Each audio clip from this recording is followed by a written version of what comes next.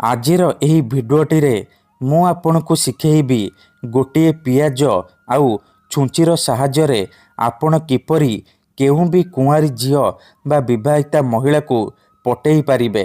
ସିଏ ଆପଣଙ୍କ ପାଖକୁ ଆସିବା ପାଇଁ ବାଧ୍ୟ ହେବ, ଯାହା ଚାହିଁବେ ତାହା କରିବ।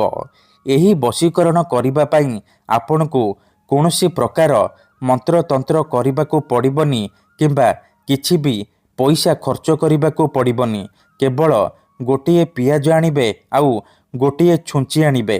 ତାପରେ ମୁଁ ଆପଣଙ୍କୁ କିଛି ପ୍ରୟୋଗ ବିଧି ଶିଖେଇବି, ଆପଣ ସେହି ପ୍ରୟୋଗ ବିଧିକୁ କରିଦେବେ। ଗ୍ୟାରେଣ୍ଟି ଦେଉଛି, ଯେଉଁ ଝିଅ ଆପଣଙ୍କୁ ଭାव ଦେଉନଥିଲା ସେ ଝିଅ ପାଗଳି ପରି ଆପଣଙ୍କୁ ଭଲ ପାଇବ।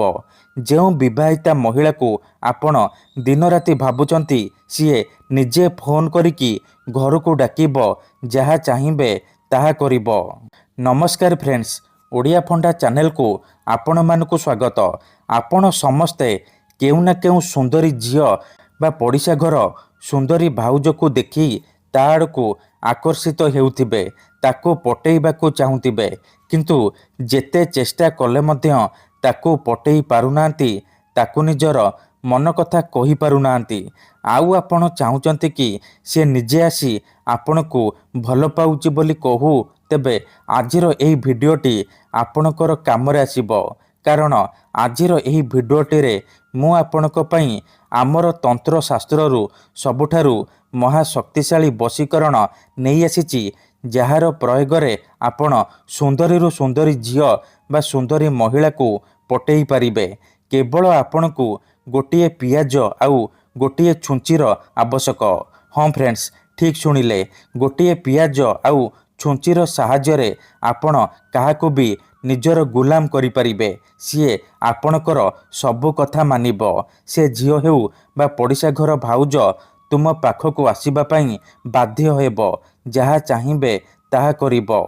ଏହି ବଶୀକରଣ ଏତେ ଶକ୍ତିଶାଳୀ କି ଏହାର ପ୍ରୟୋଗ କେବେ ବି ଖାଲି ଯାଏନି। ଯିଏ ବି ପିଆଜର ଏହି ବଶୀକରଣକୁ କରିଛି 100ରୁ 100% ସଫଳ ହେଇଛି। ବର୍ଷ ବର୍ଷ ଧରି ଭାଙ୍ଗି ଯାଇଥିବା ପୁରୁଣା ପ୍ରେମକୁ ଫେରାଇ ଆଣିପାରିଛି। ଶାଶୁ, ନଣନ୍ଦ, ଦିଅର, ଭାଉଜ କାହାକୁ ବି ନିଜ ବଶରେ କରି ତାଠାରୁ ନିଜର ମନ ମୁତାବକ କାମ ହାସଲ କରିପାରିଛି। ତେଣୁ ଆପଣ ବି ମୋ କଥା ମାନି ଗୋଟିଏ ପିଆଜ ଆଉ ଗୋଟିଏ ଛୁଞ୍ଚି ଆଣି ଆଜିର ଏହି ବଶୀକରଣ କରିଦିଅନ୍ତୁ। ତାପରେ ଦେଖିବେ କିପରି ଯେମିତି ଆପଣ ଏପଟେ ଏହି ବଶୀକରଣ କରିବେ, ସେପଟେ ସେ ଝିଅ ହେଉ ବା ବିବାହିତା ଭାଉଜ ଛଟପଟ ହେଇ ଉଠିବ। ଯେପର୍ଯ୍ୟନ୍ତ ଆପଣଙ୍କ ପାଖକୁ ଆସିନି, ଆପଣଙ୍କ ସହିତ ସମ୍ପର୍କ ରଖିନି, ସିଏ ଗୋଟେ ମୁହୂର୍ତ୍ତ ବି ରହିପାରିବନି। ତେବେ ଏହି ବଶୀକରଣ କରିବା ସବୁଠାରୁ ସହଜ। ଏହାକୁ ଆପଣ କିପରି କରିବେ, କେମିତି କରିବେ, ଏହାର ପ୍ରୟୋଗ ବିଧି କ'ଣ, ମୁଁ ଆପଣଙ୍କୁ ଶିଖେଇବି। ସମ୍ପୂର୍ଣ୍ଣ ପ୍ରୟୋଗ ବିଧି ଠିକ୍ ଭାବରେ ଶିଖେଇବି। ଜାଣିବା ପାଇଁ ଆପଣ ଭିଡ଼ିଓଟିକୁ ପୁରା ଧ୍ୟାନ ସହିତ ଶେଷ ପର୍ଯ୍ୟନ୍ତ ଦେଖନ୍ତୁ। ଅଧାରୁ ଛାଡ଼ିକି ପଳେଇଲେ କିମ୍ବା କାଟି କାଟି ଦେଖିଲେ ଆପଣ କିଛି ବି ବୁଝିପାରିବେନି। ପରେ କମେଣ୍ଟ କରିବେ, ଗୁରୁଜୀ ଆପଣଙ୍କର ବଶୀକରଣ କାମ କରୁନି। ଦେଖନ୍ତୁ, ପିଆଜ ଆଉ ଛୁଞ୍ଚିର ଏହି ବଶୀକରଣ ମହାଶକ୍ତିଶାଳୀ ବଶୀକରଣ, କିନ୍ତୁ ଏହାକୁ ଆପଣ ସମ୍ପୂର୍ଣ୍ଣ ବିଶ୍ୱାସ, ନିଷ୍ଠା ଆଉ ଏକାଗ୍ରତାର ସହିତ କରିବେ। ଦେଖନ୍ତୁ, ଯେଉଁପରି ଆପଣ ଭଗବାନଙ୍କୁ ମାନୁଛନ୍ତି, ଭଗବାନଙ୍କ ଉପରେ ବିଶ୍ୱାସ ରଖିଛନ୍ତି, ନିଜର ସବୁ ଦୁଃଖ କଷ୍ଟ ଅସୁବିଧା ଭଗବାନଙ୍କୁ ଜଣାଉଛନ୍ତି, ଯଦି ସେ ଅସୁବିଧାର ସମାଧାନ ନ ହେଲା ତାହାର ମାନେ ନୁହେଁ କି ଭଗବାନ ନାହାନ୍ତି। ସେହିପରି ମନ୍ତ୍ରତନ୍ତ୍ର ହୁଏ, ବଶୀକରଣ କାମ କରେ, କିନ୍ତୁ ଏହାକୁ ଆପଣଙ୍କୁ ସିଦ୍ଧ କରିବାକୁ ପଡ଼ିବ। ପ୍ରୟୋଗ ବିଧିକୁ ଠିକ୍ ଭାବରେ କରିବାକୁ ପଡ଼ିବ।